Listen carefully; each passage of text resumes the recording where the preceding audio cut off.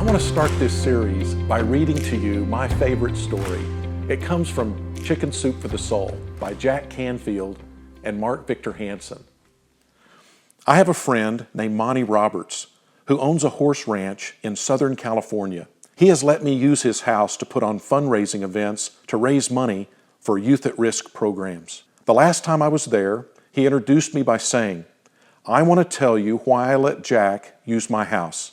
It all goes back to the story about a young man who was the son of an itinerant horse trainer who would go from stable to stable, racetrack to racetrack, farm to farm, and ranch to ranch training horses. As a result, the boy's high school career was continually interrupted. When he was a senior, he was asked to write a paper about what he wanted to be and do when he grew up. That night, he wrote a 7-page paper describing his goal of someday owning a horse ranch. He wrote about his dream in great detail. He even drew a diagram of a 200-acre ranch showing the location of the buildings, the stables, and the track. Then he drew a detailed floor plan for a 4,000 square foot house that would sit on a 200-acre dream ranch. He put a great deal of his heart into the project, and the next day he handed it in to his teacher. 2 days later, he received his paper back. On the front page was a large red F with a note that read, "See me after class." The boy with the dream went to see the teacher. "Why did I receive an F?" The teacher said, "This is an unrealistic dream for a boy like you. You have no money, you come from an itinerant family, you have no resources. Owning a horse ranch requires a lot of money. You have to buy the land, you have to pay for the original breeding stock, and later you have to pay large stud fees. There's no way you could ever do it." Then the teacher added, "If you'll rewrite this paper with a more realistic goal, I'll reconsider your grade." The boy went home and thought about it long and hard. He asked his father what he should do.